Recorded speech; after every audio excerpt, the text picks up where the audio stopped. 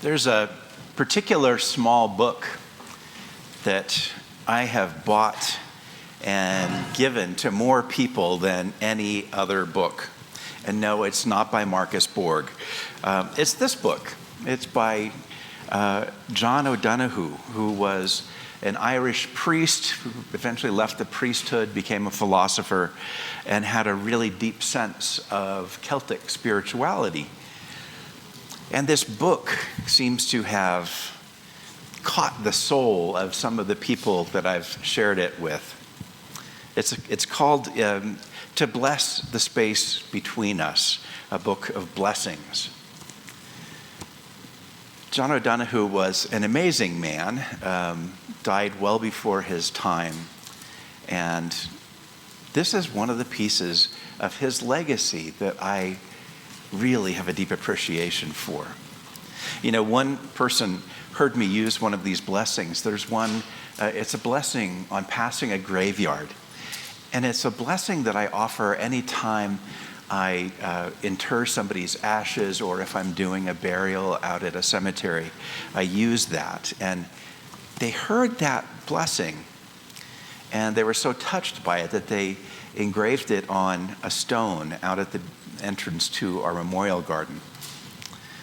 So here's what O'Donohue writes about the act of blessing. I mean, think about it. When do we bless people? When they sneeze, right? There's more to it than that. He writes about blessing as an act. In the parched deserts of postmodernity, a blessing can be like a discovery of a fresh well. It would be lovely if we could rediscover our power to bless one another. I believe each of us can bless. When a blessing is invoked, it changes the atmosphere. Some of the plenitude flows into the hearts from the invisible neighborhood of loving kindness. In the light and reverence of a blessing, a person or situation becomes illuminated in a completely new way. And so today you heard Ross read the words of Jesus, opening the Sermon on the Mount with a cycle of blessings.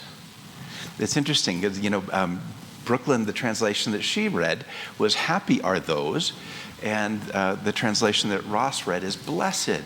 So beatitude comes, word nerd warning here, sorry.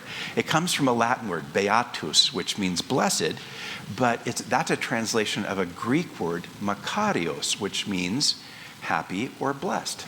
So, sorry, I went off manuscript, and that's what happens.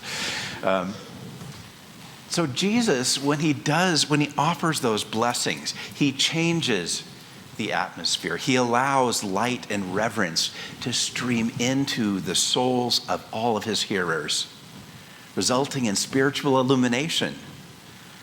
And this passage has continued to illuminate the followers of Jesus for the ensuing 2,000 years. In fact, many Christians consider the Beatitudes or the blessings as the very heart of the gospel, rendering what living life as a Christian entails. I read sort of a funny, tragic blurb from NPR a few days ago. Russell Moore, an evangelical leader, reports that multiple pastors tell me essentially the same story about quoting Jesus in the Sermon on the Mount, having someone come up after and say, "Where did you get all those liberal talking points?" And he says, and what is alarming to me is that in most of these scenarios, when the pastor would say, "I'm literally quoting Jesus Christ," the response would be, "Yes, but that doesn't work anymore. That's weak." Wow. Sometimes, perhaps often, Jesus' message tends to clash with what Americans have come to believe as gospel truth. And it isn't just Christian nationalists, it's us too. The Beatitudes are blessing the weaklings, the underdogs, the losers. That's who Jesus blesses. And it's probably who we should include as we attempt to bless others as well. And it is reassuring to know that when we find ourselves depressed, anxious, grief-laden, running on empty, that Jesus blesses us too. You know, it's hard in our day just to be, just to exist, just to find moments of inner peace.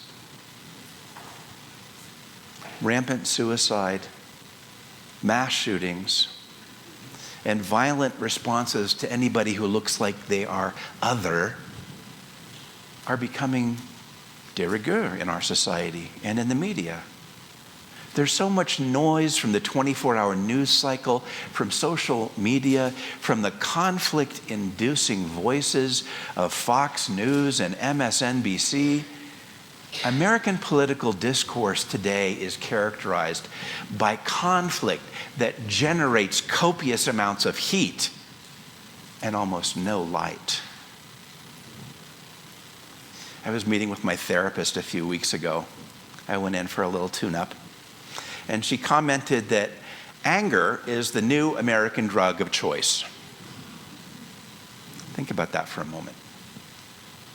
Think about how our culture has changed just in the few years since the beginning of the pandemic.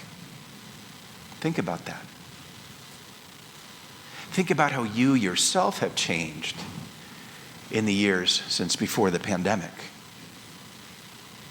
Anger is the new American drug of choice. Of course, anger doesn't stop at our borders. The rise of neo-fascism at home and abroad has been very clear in the last 5 years. And the explosive violence in Israel and Gaza is polarizing and hate-inducing far beyond the Middle East. Look what's happening on college campuses around the country. It made me think that maybe the whole world needs a timeout. But since that would be difficult to accomplish, I'm going to invite you into a brief moment of respite.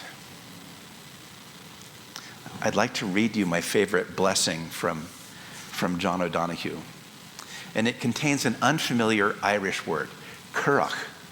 And a currach is a small skin wood-framed boat. So that will help when you hear it in context. So I invite you to close your eyes if you wish. Relax your shoulder and neck muscles. Feel the weight of your body in the seat. And just breathe.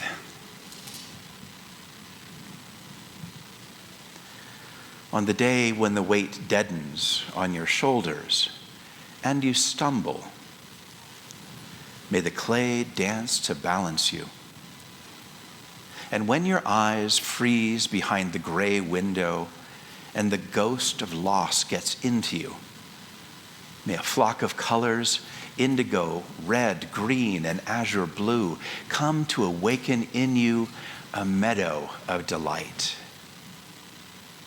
When the canvas frays in the currach of thought and a stain of ocean blackens beneath you, may there come across the waters a path of yellow moonlight to bring you safely home.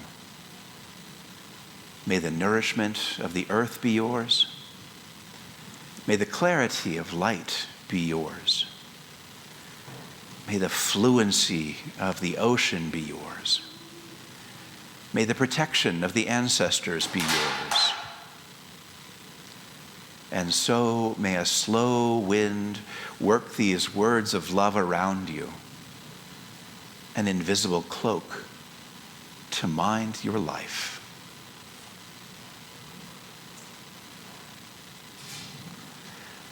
Blessing can be soul restoring, and I hope you have a sense of that right now. And know that you can come back to that place of quietness, of stillness, and contemplation. You can do that whenever you need to. As I was thinking about this sermon, I was rolling around the idea that we need a few new beatitudes for the times we live in and the challenges that we face in the world today. And I came up with a pretty long list. But you'll be relieved to know that there are only 3 that I'm going to share with you today. So 3 new blessings for our times. Blessed are you when you refuse to use violence as a means of addressing another's violence. Gandhi said, "An eye for an eye leaves the whole world blind." And we can see where the Israeli-Gaza war is leading. Last week, New York Times columnist Nicholas Kristof wrote about the myths that are fueling this war. He writes, "The first myth is that the conflict in the Middle East, there is a right side and a wrong side, even if people disagree about which is which." He says, life isn't that neat. The tragedy of the Middle East is that this is a clash of right versus right. That doesn't excuse Hamas's massacre and savagery or Israel's leveling of entire neighborhoods and hospitals in Gaza. But underlying the conflict are certain legitimate aspirations that deserve to be fulfilled. Nonviolence on the macro scale can also be used on the personal level. When we disagree with someone, we can get together with them and discuss things in a calm, adult manner that doesn't demonize anyone. We don't have to be oppositional, passive-aggressive, or engage in name-calling. We can speak the truth in love. A second beatitude. Blessed are you when you leave self-interest behind in order to serve others and build community. We don't live in a vacuum. We live in a society. This comes as news to many Americans because we are raised to be self-reliant, self-assured, and self-centered. Our culture is diminished by a lack of civic engagement. This is not new. This has been happening for 50 years. And it's also being diminished by our unwillingness to look at the good of the whole rather than to look narrowly at just our self-interest.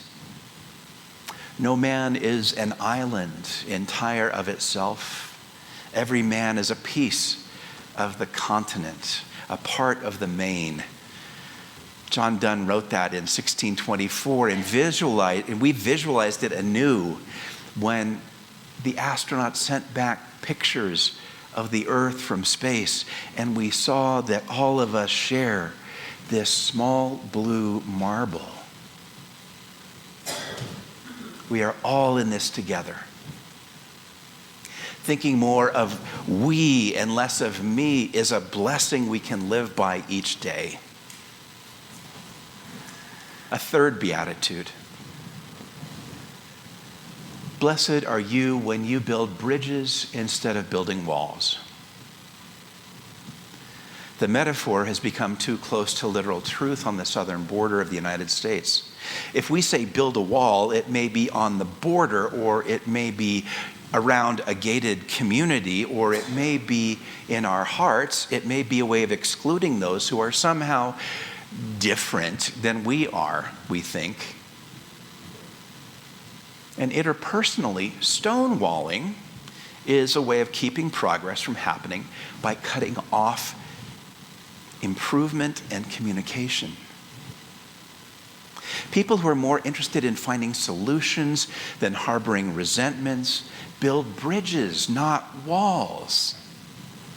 They engage with others in order to advance a solution, rather than simply withholding forward movement. Now, maybe you've seen that in a personal or a working relationship, and it's poisonous. It's poisonous to a culture and to the people who form that culture. So those are my 3 beatitudes for you this day, and I offer them to you as a blessing. So as you come forward this morning and you receive communion, I invite you to think about what beatitude you might offer. What blessing do you have to offer the world? Amen.